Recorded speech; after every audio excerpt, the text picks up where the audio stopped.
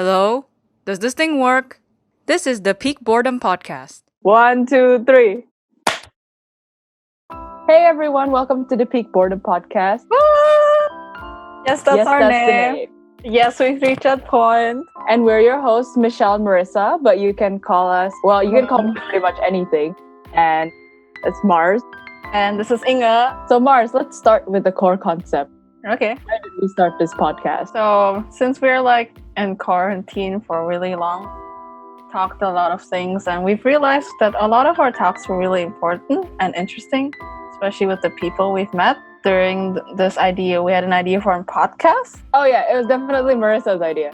Mars. I'm just sitting here at home like trying to figure out what to write for my dissertation.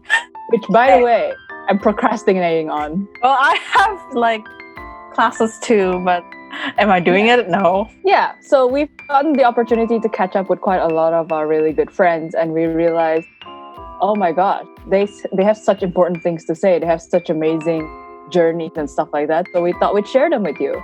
Yeah, and we found it was really important to share the circles we have, because there's always a lot of interesting people around us that would never get the spotlight, especially if you're a person of color, an immigrant, just people who are moving around. Like I'm actually in Canada and Toronto, and Michelle's in Nottingham in the UK. And a lot of our friends are around the world too, and we thought it'd be interesting too. Yeah. So Right. when you see us film with different people, just keep in mind some of them are not even the same time zone as us. Yeah. So I know for sure one of the ones that we'll be recording in the future, I'll definitely have to stay up. Yikes, but okay. The next question. Who is our team? So our team mainly consists of me and Inge. We also have Grace and Lauren, who will be doing the art that you've seen in Instagram and the jingles that you've been hearing. So Mars and I are your co-hosts. Uh, We'll be doing the question asking, the concept creations and all that. And then Grace is my sister. She will be doing all the artistic stuff. So if you see really cool posts on Instagram, that's her. And Lauren does our jingles and our background music and sound edits and stuff like that. and Lauren is in Hong Kong right now. Yeah, so we're literally communicating across 3 different continents. Yeah, so if we miss a post, it's because It's because one of us forgot and the time zone got screwed over. Yep. So Mars, Mm-hmm. what subject are you taking right now? Right now, I'm taking Masters of Planning, which is not organized. It's not like event planning. My friend thought I was taking event planning. It's more city urban planning. So a lot of my things that I'm learning is about city management, city planning, community planning. What are you taking, Inge? Okay, so the name for this one it's really impressive, but it's not.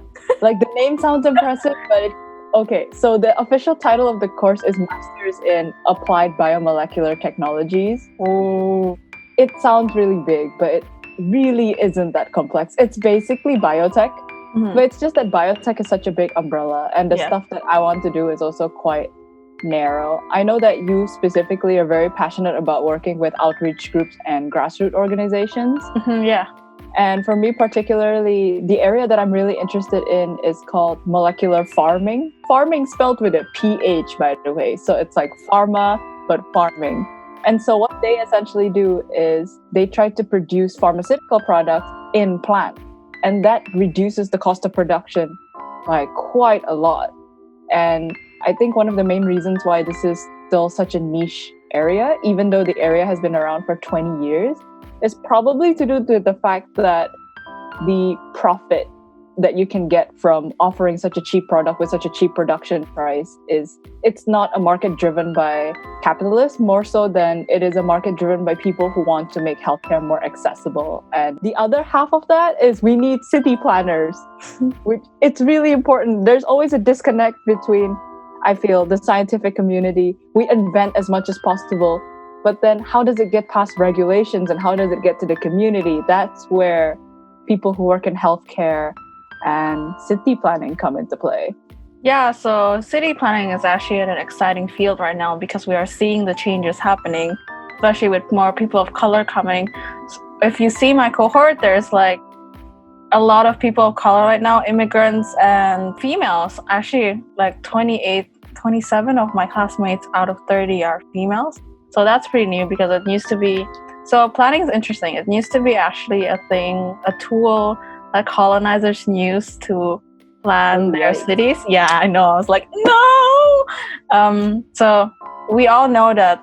Okay, it's not very well known, but we all know cities are not very planned for like people of color, disability people. Cities are for people who are usually for the ones that are able bodies, and we don't think about better backgrounds, right? Yeah, it's just recently that city planning has changed to become more resident based, which means that we are hearing the communities what they're saying. So that's where my interest comes in. So I've interned where we actually think about how we integrate grassroots leaders that have those collective knowledge from the communities into city decisions, because at the past we all know that cities make decisions from the government, but the government doesn't know what's happening in communities and neighborhoods.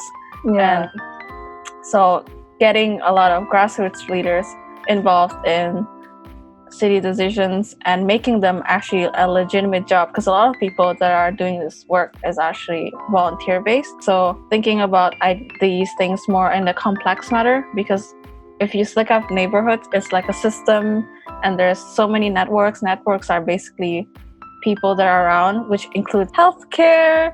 There's also the academics. There's people who have money. And how do you get all these knowledges into one place where they all value their knowledge?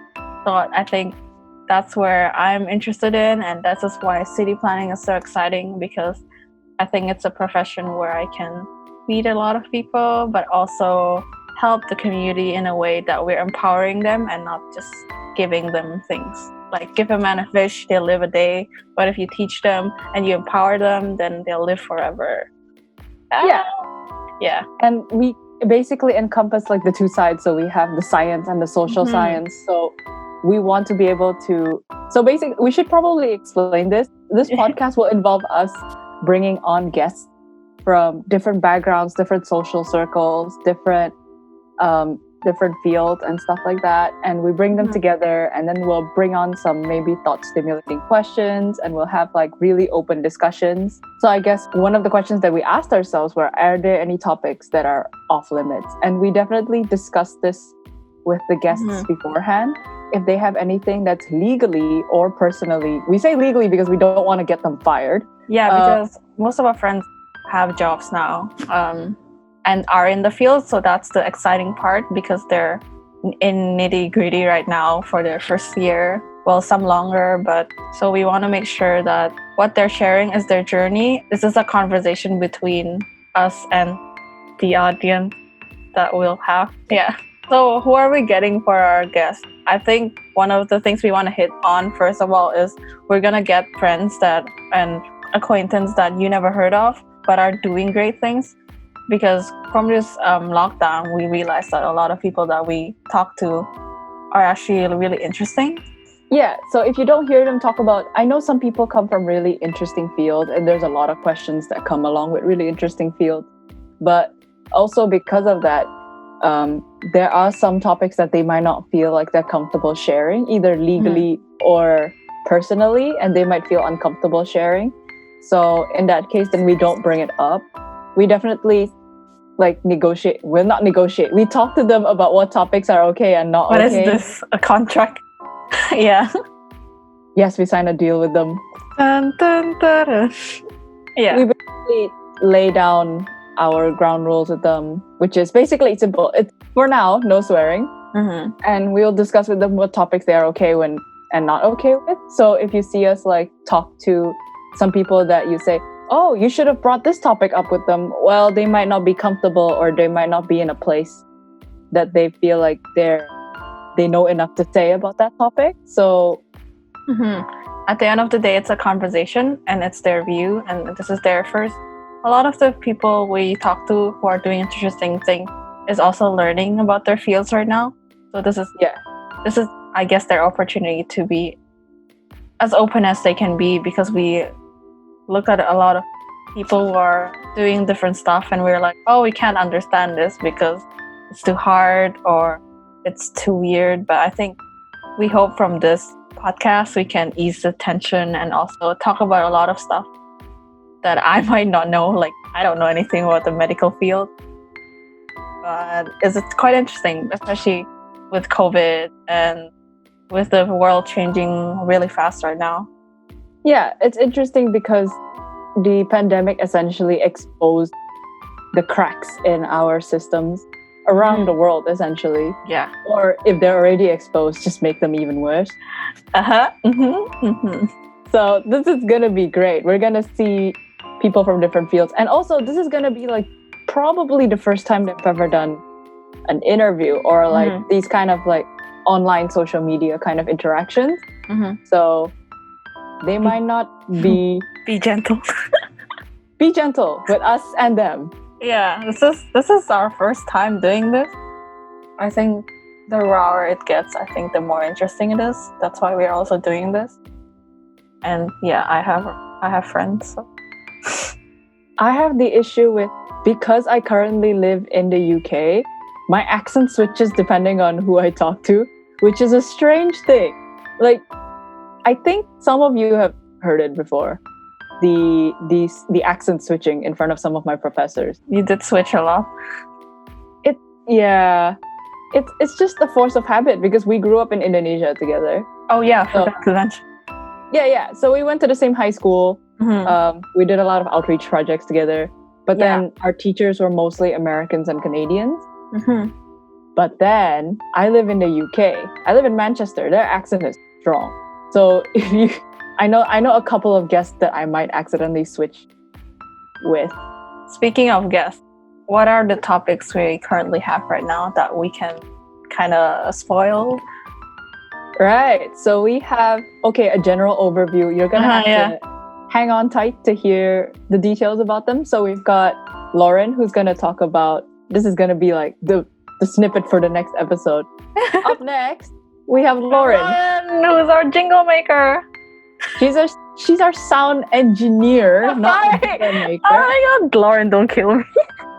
She's going to be our sound editor. And she's currently a music composer who lives in Hong Kong. So we're going to talk about her life and as a music composer. And because like it's not exactly the most mainstream Asian course, we're going to talk about maybe the semantics around that. Semantics may not be the right word. The life around that. And then we have, I think, a few topics we will touch on is mental health. We have and feedback. We have an interesting one on climate change and the different fields such as engineering, planning, and policy making-ish. What else do we have? We're definitely getting doctors because of COVID. Because basically before we actually made this podcast, we were looking to do something together. And one of the things we wanted to do was highlight the work that healthcare workers have done. Yeah. And not just doctors. So like in general, healthcare workers and like sacrifices maybe they and their family have had to make during this pandemic. So we'll try to bring them on, but they're very, very busy. Trust me. Yeah. It's very difficult to get them on. We also have interesting topics regarding being a third culture kid. That's more lighthearted. We have really chaotic ones. We have discussions about being an international student. Yes, stay tuned for that. That's gonna be chaotic. That's really chaotic in a good way. So I don't envy your job as the editor. Shut up! So we are very excited to get a lot of versatile, a lot of people around our circle. Yay! Speaking of circles, who would you get if we are friends with famous people? How would that have anything to do with circles? I don't know. Okay, there are some people that we mutually want on this podcast that if this somehow that blows up in our face. Me or you first? You can start first. I think I would like to have Trevor Noah because he's such an interesting person. He has such an interesting perspective on quite a lot of topics. Yeah.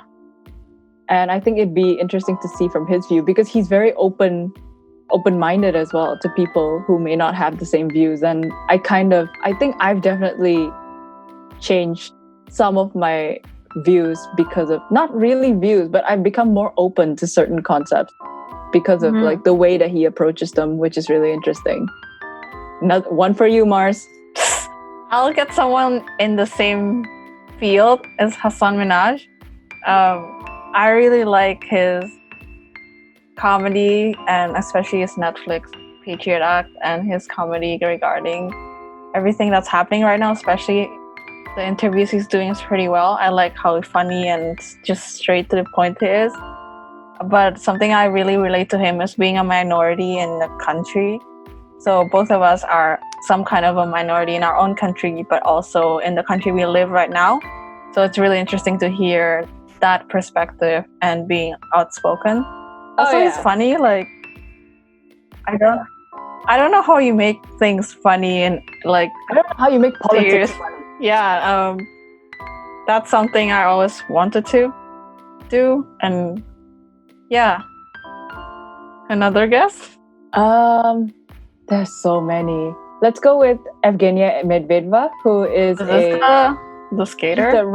She's a Russian figure skater. So anyone who knows me knows that I'm actually into figure skating. I like watching figure skating shows. I watched the Helsinki World Championship, the World Figure Skating Championship, in my second year, and it was one of the best experiences ever. My friends and I went there together.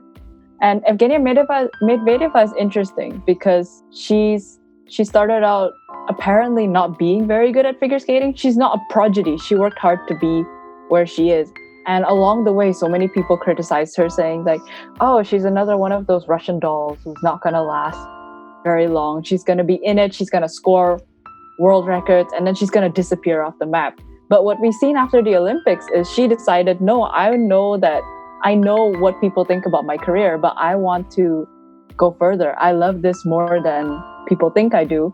And so she goes to Canada and trains with Brian Orser, who basically trains quite a lot of really big names. Yeah, how you told me. So it'll be interesting to see her journey, because she's definitely improved quite a lot.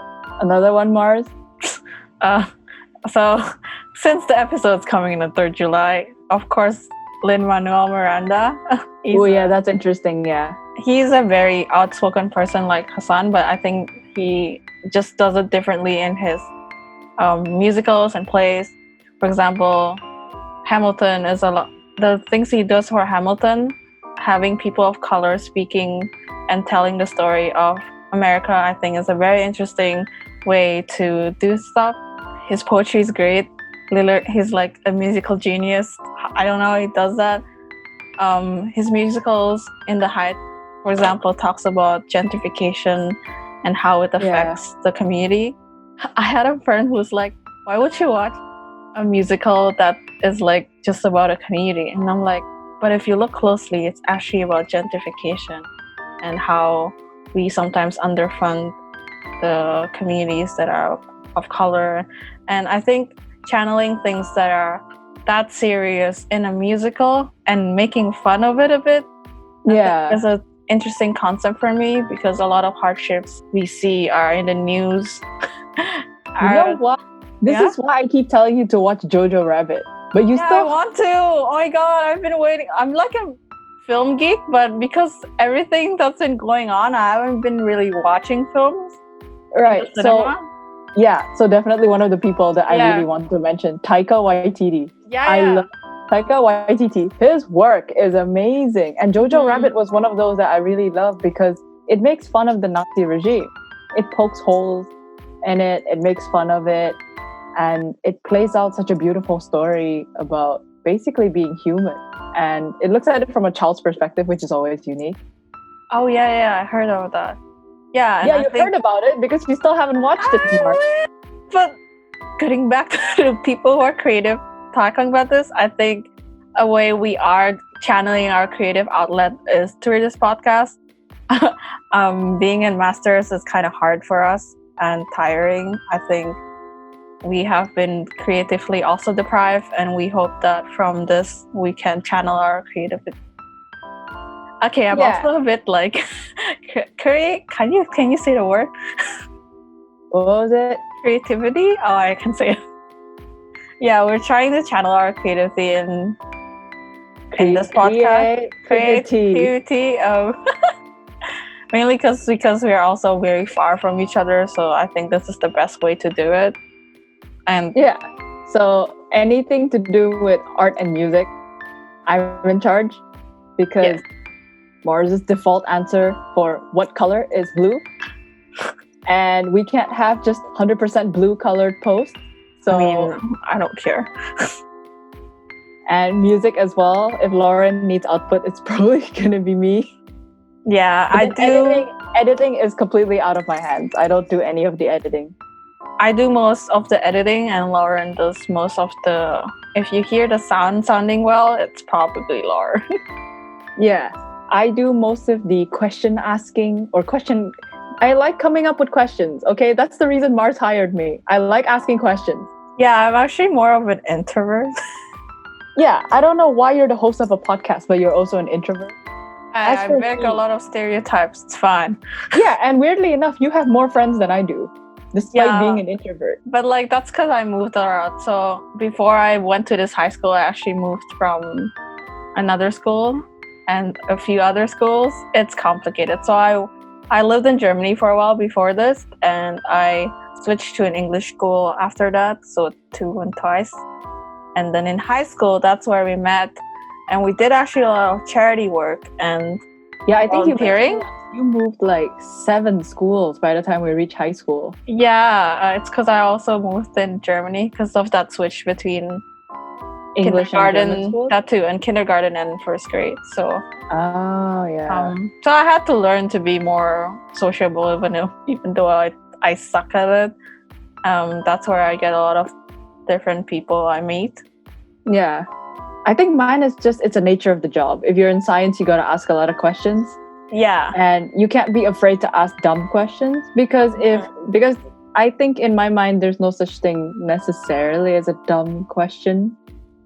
Because if you don't ask, then you're never going to learn. So it has come to the point where there was in one class, the teacher had written something up on the board. Mhm. And then let's just say that the word is chicken, okay? Because we don't want to point fingers at people. Let's just say that the word chicken is written on the board. Uh-huh. And the 2 kids sitting next to me, 2 of my classmates, they all nudged me like, "Psst, Mish, can you like ask Oh, I know the story. can you ask the teacher why the word chicken is written on the board?" And I said, "Why me?" And the one kid says, "Because the teacher hates me." And the other one says, "Because you ask a lot of weird questions anyway." You, on the other hand, have so many friends that I once said, "I wonder what this person's doing." And all you did was type in their name, and based on the number of mutual friends you had in that school, you figured out which school they went to for high school. To be fair, I went to a lot. So my previous school before I went to Michelle's high school, a lot of the things we do were student based because they want us to be more independent and be one to looking out about like volunteer stuff. So we, as a school, we did a lot of volunteer jobs and we did a lot of charity jobs. That's where we met a lot of people and from a lot of schools. That was also an interesting concept because in high school, we wouldn't think about volunteering or doing charity work or just like going out anything but having fun. So Yeah. Oh, it was fun. yeah. But I guess I kind of introduced that to Inge, and that's why in high school we got along a lot because we actually enjoyed sharing people about volunteering stuff. Yeah. I have different ideas about charity work now that I'm in planning, but I think that was a good idea to think about the world and how complex it is and how we need to be better in translating knowledge between those. Yeah. That's why I'm in planning. Yeah, I think like one of the biggest things I learned in volunteering specifically is it's probably one of the best and worst experiences of my life. Like Yeah. if they're both the best and the worst experiences of your life, then you're doing it right. If it's a good experience and that's it, then you're not pushing yourself to the limit enough.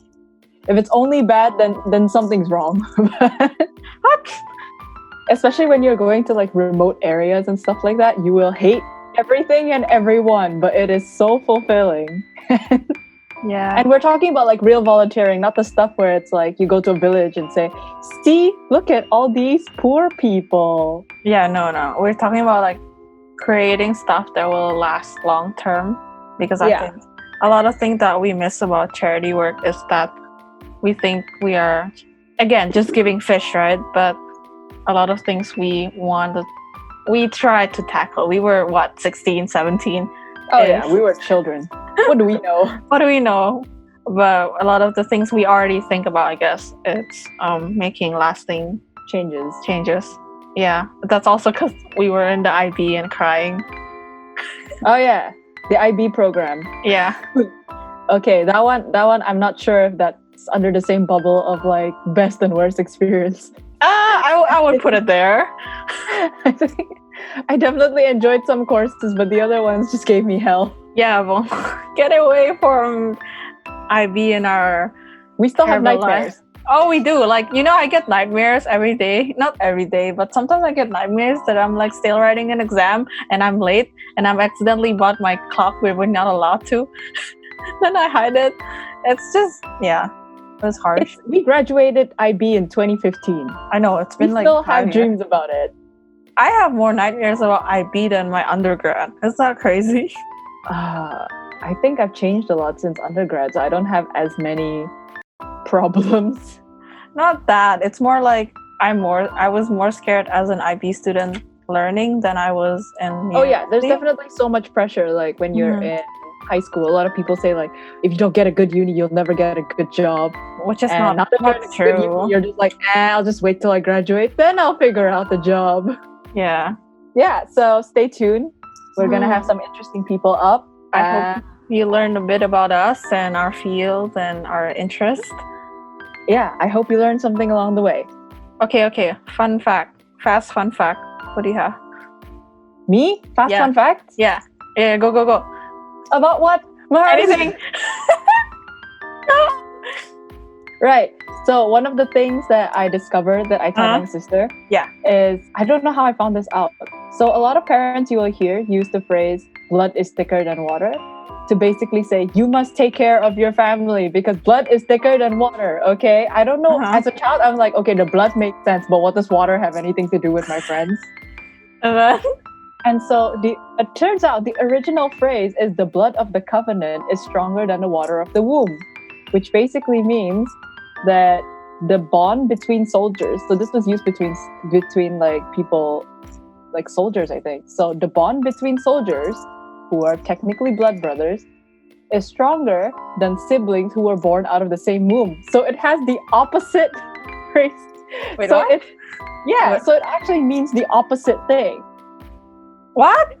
The phrase has been so like misconstrued over the years that it turns into blood is thicker than water, so you must take care of your family first and then your friends later. But it turns out what they're saying is the pact made between friends can be stronger than siblingship and like people who share the same family bloodline.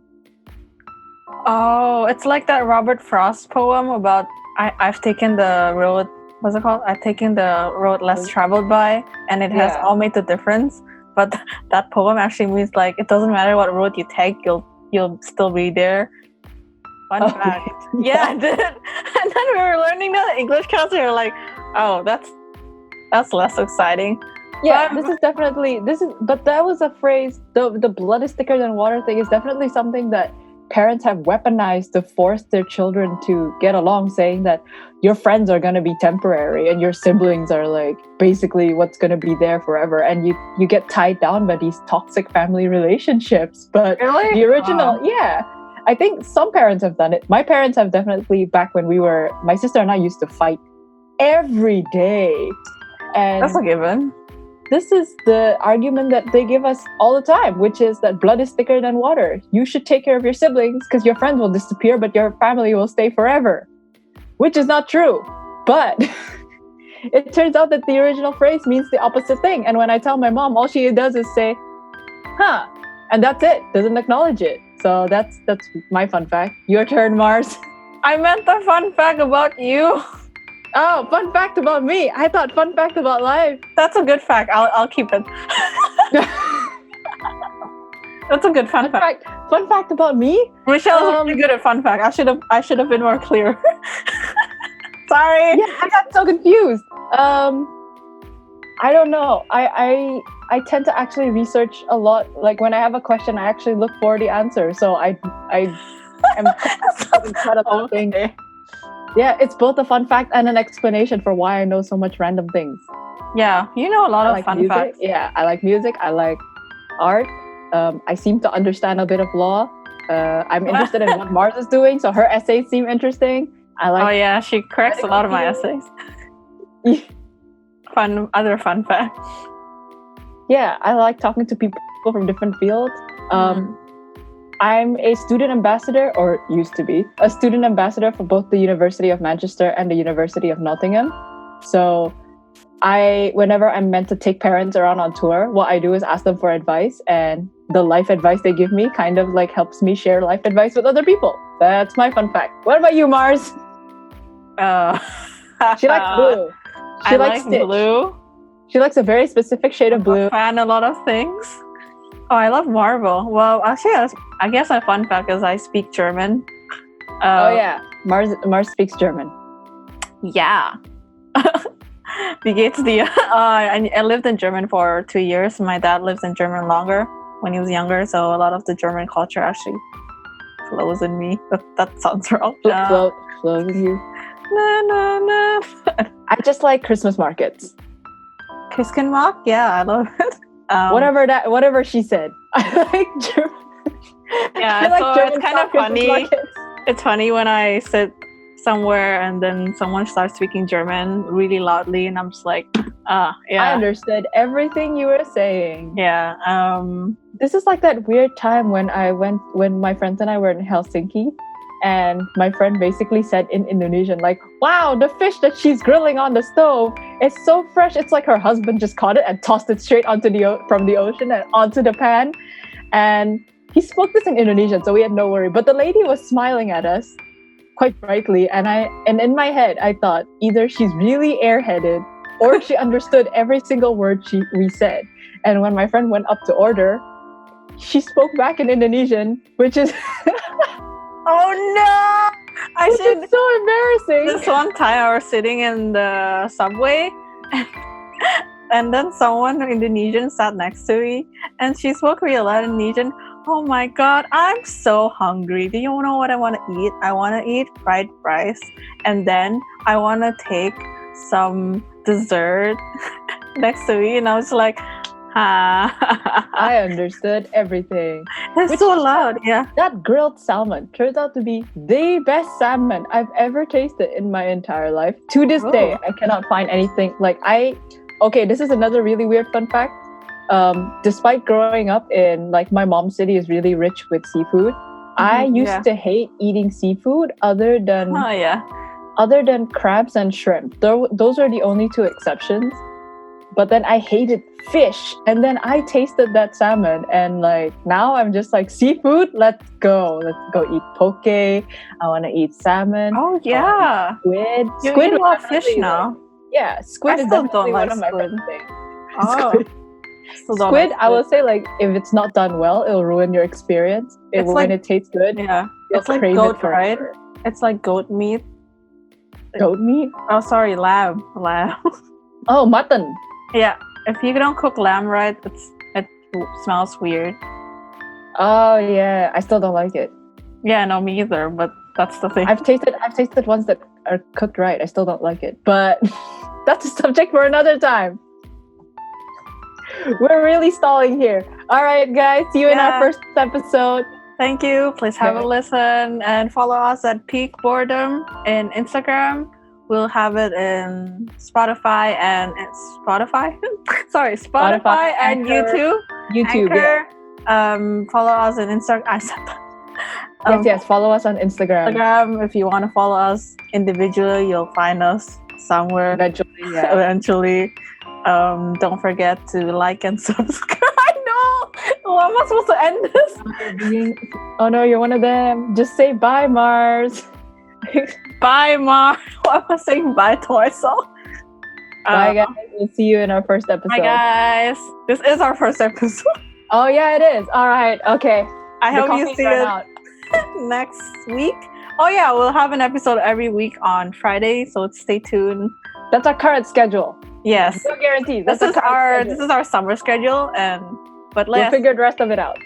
stay tuned for our interesting friends, guests, topics, our faces are not our faces if you want to see it. Random misunderstandings with guests. And Inge is asking a lot of questions, me going like this. Yeah. All right. See you guys. Bye. Bye. How do you end this again? Oh, here. Bye. Hello, hi. Thank you for listening to the Peak Boredom Podcast. This is Mars and Inge signing off, and don't forget to tune in next week.